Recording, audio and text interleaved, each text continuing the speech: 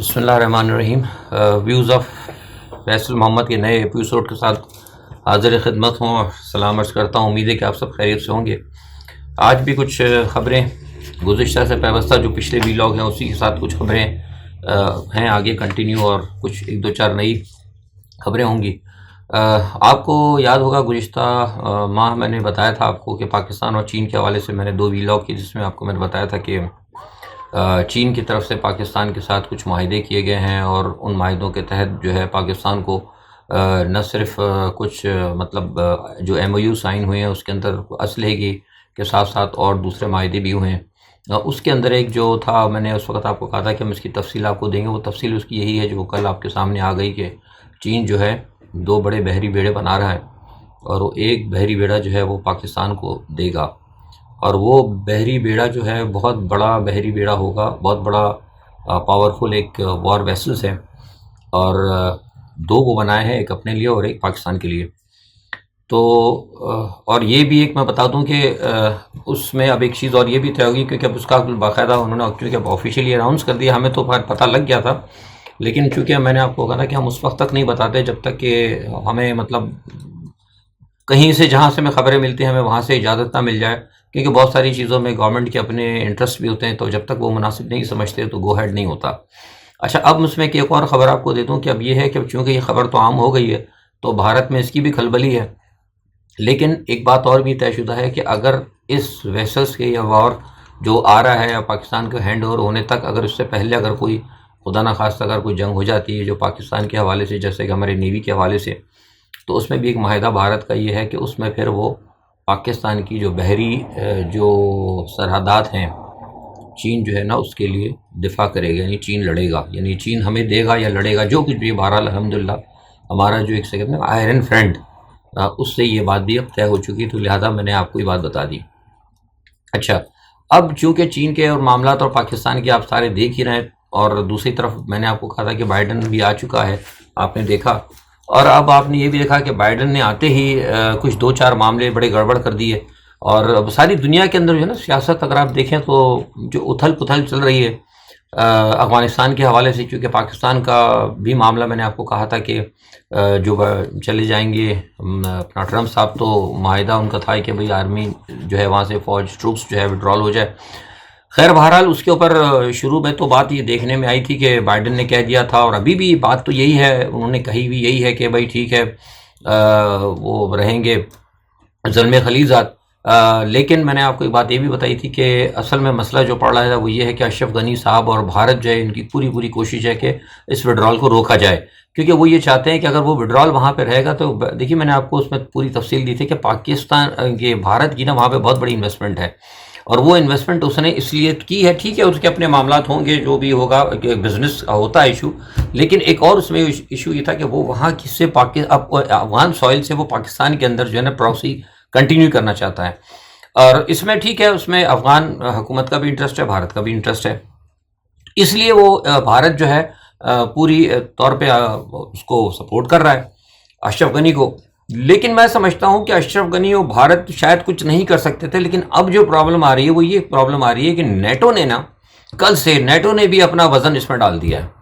NATO نے اب کہا ہے کہ نہیں، ہم نہیں سمجھتے کہ افغانستان سے مکمل وڈرال ہونا چاہیے، اور اب افغانستان کے جو طالبان ہیں ان کے اوپر دباؤ آ رہا ہے کہ بھائی آپ لیکن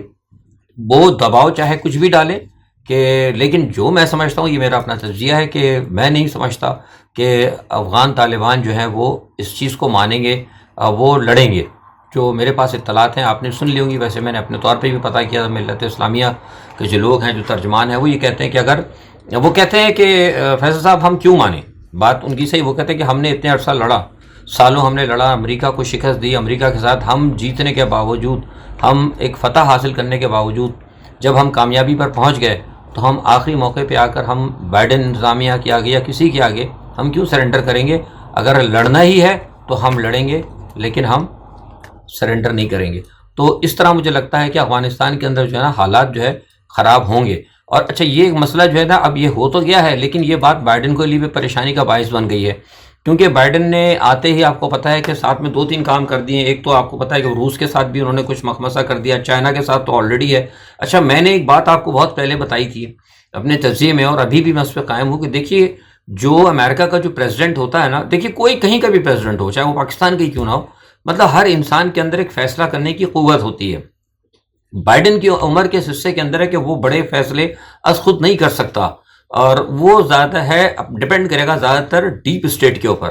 اچھا, ڈیپ اسٹیٹ جو ہے وہ جو وہاں کی جو ہے اپنا امریکہ کی جو ڈیپ اسٹیٹ ہے, وہ آپ کو پتہ ہے کہ اس وقت اس کا جھکاؤ جو ہے وہ کسی اور طرف ہے. تو جو کچھ معاملات جو ہیں نا, مجھے لگتا ہے کہ اس کے اندر بھی یہ تھوڑے سے آگے جا کے نا معاملات جو ہے گڑبڑ ہوں گے, کیونکہ ڈیپ اسٹیٹ کے اندر بھی تھوڑی سی اب تقسیم ہے. کچھ لوگ شروع میں تو نظر یہ آ رہا تھا دیکھنے میں کہ ٹرمپ کے ساتھ جو ہے ٹرمپ کے لوگ خلاف ہوں گے, کیونکہ ٹرمپ چلا گیا تھا. لیکن ابھی جو مجھے امریکہ سے جو خبریں مل رہی ہیں وہ یہ ہیں کہ جیسے ٹرمپ کی امپیچمنٹ کی بات تھی, تو ٹرمپ کی امپیچمنٹ کے اوپر بھی بائیڈن بڑا مطمئن تھا کہ بھائی میں کر لوں گا, لیکن اب جو ہے اندر سے اس کو دوبارہ مزاحمت کا سامنا ہو رہا, اور بہت سارے لوگ جو امپیچمنٹ کے حوالے سے جو کام کرنا چاہ رہے تھے, جو لائر وغیرہ تھے, وہ بھی مخالف ہوتے چلے جا رہے ہیں, اور وہ بھی معاملہ جو ہے ناکام ہو رہا ہے. اور اب کچھ لگتا ہے ایسے معاملات کے جو کچھ ٹرمپ کی جو پالیسیز تھیں, دیکھیے میں نے آپ کو بات بتائی تھی کہ ٹرمپ نے جو چیز شروع کی تھی نا, ٹرمپ نے شروع کی تھی ایک وائٹ سپرمیسی کی, اور ایونجیلیکل جو ایک مذہبی جو معاملہ شروع کیا تھا, تو وہ مذہبی تو ظاہر سی بات ہے ہمدردیاں تو ہوں گی, ٹھیک ہے, لوگ بائیڈن کے ساتھ ہیں, لیکن اگر کسی کی کوئی اگر مذہبی یا کوئی اگر کسی کی کوئی کیا کہتے ہیں کہ ایکسٹریمزم اگر کسی کا ہے, اگر کوئی رجحان, تو وہ کہیں بھی ہو سکتا ہے. وہ ٹرمپ کا ساتھی بھی ہو سکتا ہے, وہ بائیڈن کا ساتھی بھی ہوتا ہے, تو وہ ساتھ تو رہے بائیڈن کے, لیکن جو اپنے رجحانات ہیں اس کو تو آبویسلی وہ پروٹیکٹ کرے گا. تو یہاں پر آ کے کچھ معاملات ایسے ہو رہے ہیں کہ بائیڈن بھی اب بہت زیادہ پریشان لگ رہے ہیں, جو ہمیں گو کے نظر نہیں آ رہے اخبارات میں, لیکن ہمیں یہ لگتا ہے کہ بائیڈن اپنے طور پہ بہت پریشان ہے. اور دوسرا یہ کہ اب چین کے ساتھ بھی معاملہ ہے, روس کے حوالے سے بھی انہوں نے کہہ دیا, اور آج روس سے بھی بڑی مطلب زبردست بیان آیا ہے امریکہ کو, اور انہوں نے کہا کہ آپ ہمارے, کیونکہ آپ پتہ ہے کہ وہاں رشیا کے اندر معاملات خراب ہیں, اور پیوٹن کے خلاف جو ہے مطلب بہت زبردست جلسے اور جلوس وغیرہ ہو رہے ہیں, تو کچھ جو پکڑا دھکڑی ہو رہی ہے. میرے خیال سے میرے ہزاروں کے قریب لوگ وہاں پر اس وقت جیل میں ہیں. اس کے اوپر امریکہ نے تشویش ظاہر کی تھی, تو آج ان کو شٹ اپ کال رشیا کی طرف سے بھی آئی کہ بھئی آپ ہمارے معاملات میں نہ بولیں. تو اس طرح ادھر روس کے ساتھ بھی معاملہ ہے, اچھا چین کے ساتھ تو ویسے ہی آپ کو پتہ ہے کہ معاملہ چل رہا ہے. تو گو کہ پتہ نہیں جنگ, تو میں نے آپ سے کہا تھا کہ بڑی قوتیں نہیں لڑتی, لیکن اگر کہیں سر جنگ ہوتی ہے یا کوئی جھڑپ ہوتی ہے, یا ہو سکتا ہے کہ پھر اگر بعض وقت ایسا بھی ہوتا ہے کہ بڑی طاقتیں خود نہیں لڑتی, وہ اپنے حلیفوں کو لڑا دیتی ہیں, ٹھیک ہے نا. تو اس بات کا ذرا خیال رکھیے گا کہ اگر بھارت ہے امریکہ کا حلیف علاقے میں ہو, تو آپ کو پتہ ہے عربی جو بات ہوئی ہے آپ کی جو نیا جو سیکرٹری آئے ہیں بلنکن, ان کی جو بات ہوئی ہے ابھی ان کے ساتھ بھارتی منصب کے ساتھ, اور ساتھ میں شاہ محمود قریشی کے ساتھ, تو میں پہلے بتا چکا ہوں, اس پہ تو نہیں جاؤں گا. اس میں آپ اندازہ لگا سکتے ہیں کہ ان کا جھکاؤ کس طرف ہے, ٹھیک ہے. وہ ہمیں سپورٹ کر رہے ہیں, ہماری اسٹیبلشمنٹ کے ساتھ بہت سارے معاملات ان کی انڈرسٹینڈنگ ہے, لیکن چونکہ بھارت کا ایک اپنا معاملہ ہے, ان کا ایک بڑا ہے, ان کے اپنے مفادات ہیں, ان کے بزنس کا ہے, ان کے ایکسپورٹ کا مسئلہ ہے, تو بہت سارے معاملات ہیں. تو بنیادی طور پر یہ دیکھنا ہوگا کہ اگر امریکہ کا حریف ہے چائنا, اور چائنا کی اور امریکہ کی مطلب مخالفت ہے, تو پھر پاکستان چین کا حلیف بھی ہے. تو ظاہر سی بات ہے اگر جب ان کی اگر گڑبڑ ہوتی, تو پھر اس کا حساب ہے کہ پاکستان سے بھی گڑبڑ کے مسئلے ہو سکتے ہیں. تو لہٰذا ہمیں اس چیز کو بھی مد نظر رکھنا ہوگا. لیکن جیسے میں نے آپ سے پہلے کہا کہ الحمدللہ ہماری کی اسٹریٹجیکل پوزیشن ایسی ہے کہ جو ہم الحمدللہ اپنی ایک اہمیت جو ہے ہم اپنی منوا سکتے ہیں, لیکن اب اس کے اوپر ہمیں بہترین سفارتکاری کرنا ہوگی. اور میں سمجھتا ہوں کہ حکومت کو چاہیے, حکومت اپنا کام کرے. اس میں شٹل ڈپلومیسی کی اس وقت شٹل ڈپلومیسی کی ضرورت ہے, کیونکہ نئے نئے معاملات ہیں. ساری دنیا کی اس وقت ریاستیں جو ہیں, میں نے آپ سے پہلے بھی بتایا تھا کہ 2021 کے اندر بڑے لوگ جو ہیں, مطلب بڑی دنیا کی بڑی طاقتیں, بڑے دنیا کے ممالک جو ہیں اپنے معاملات, اپنے رخ جو ہے تبدیل کریں گے. تو ہمیں بھی اس حوالے سے شٹل ڈپلومیسی کرنی چاہیے, لیکن ہمیں فی الحال نظر نہیں آ رہا. لیکن پس منظر کے اندر جو میں دیکھ رہا ہوں کہ ملٹری ڈپلومیسی آپ کی ہمیشہ سے میں کہتا رہا ہوں کہ بڑی متحرک ہے. اور ابھی آپ نے دیکھا کہ باجوہ صاحب بھی اس وقت گئے ہوئے تھے, ابھی بھی اسٹل وہاں ہیں غالباً, اور انہوں نے قطر کے اندر ملاقاتیں کی, قطر کے امیر سے ملاقاتیں کی. یہ ملاقاتیں بھی صرف اسی پس منظر میں ہو رہی ہیں کہ حالات جو ہے نا خطے کے ٹھیک نہیں ہیں. مطلب لوگ خوش ہیں, ٹھیک ہے, بھارت ادھر مصروف ہے, عمل ہے, کسانوں میں پھنسا ہوا ہے یا کہیں اور بھی پھنسا ہوا ہے, لیکن ان کے جو آگے اہداف ہیں, جو گلگت بلتستان کو لے کے جو میں پہلے بتایا تھا, اور جو پاکستان استور کے راستے جو اپنا چین کے ساتھ بنانے جا رہا ہے, اس پہ ان کو بہت زیادہ تحفظات ہیں. تو کیا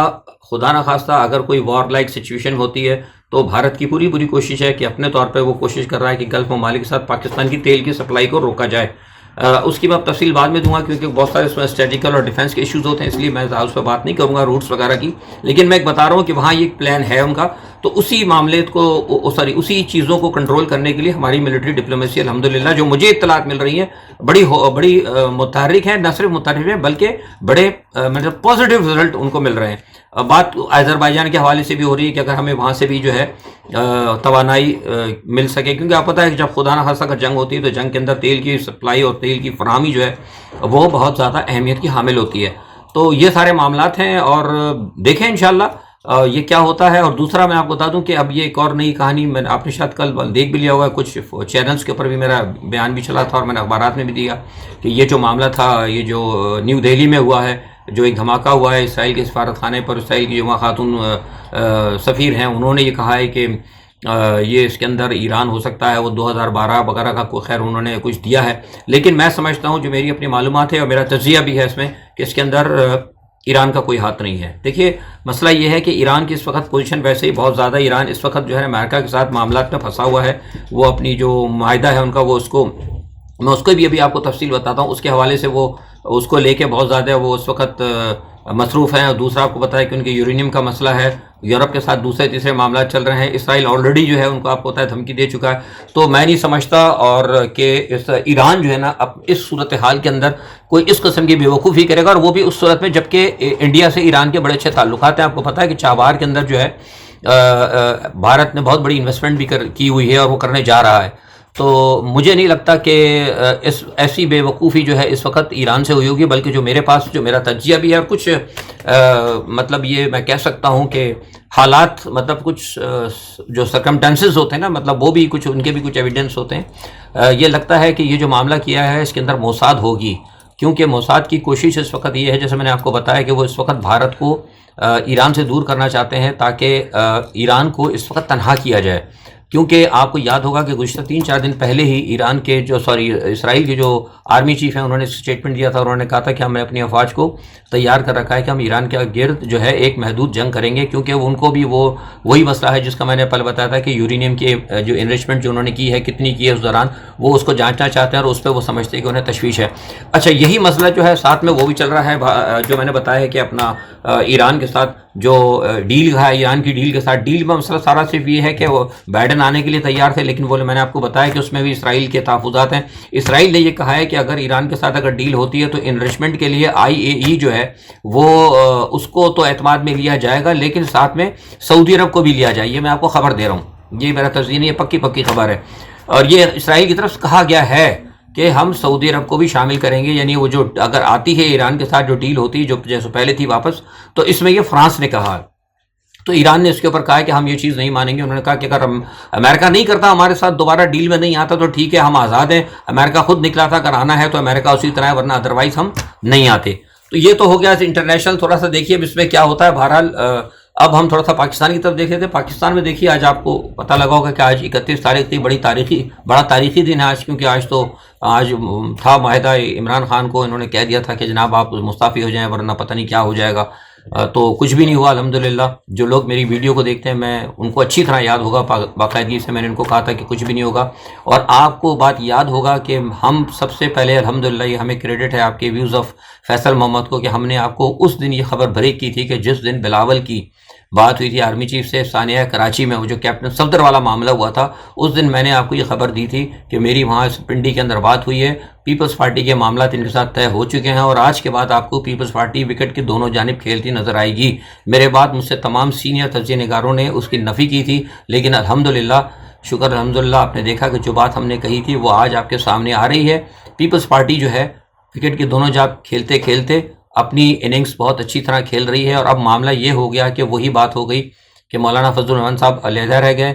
نواز شریف صاحب علیحدہ رہ گئے، اور اب جو ہے سب سے بڑا جو مسئلہ پیدا ہو رہا ہے وہ پیدا ہو رہا ہے کس کے لیے؟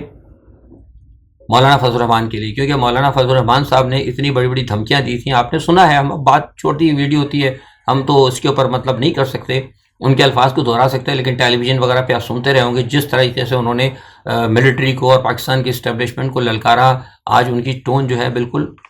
بدل گئی ہے. اس کی وجہ یہ ہے کہ ان کو زرداری صاحب نے بھی کہہ دیا تھا، آپ کو میں ساری ڈیٹیل بتا چکا ہوں. صرف ان کے ساتھ نواز شریف صاحب کھڑے تھے، لیکن نواز شریف صاحب کو بھی جا کر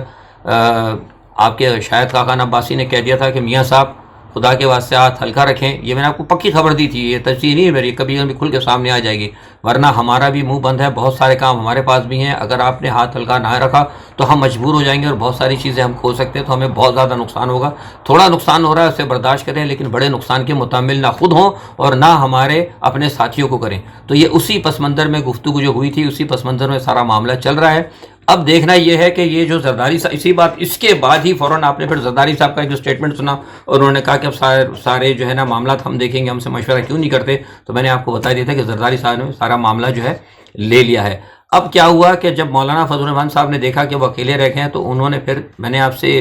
تقریباً 3 ویڈیو پہلے اگر آپ دیکھیں تو میں نے بتا دیا اس میں کہ مولانا فضل الرحمان صاحب نے بیک چینل کے اندر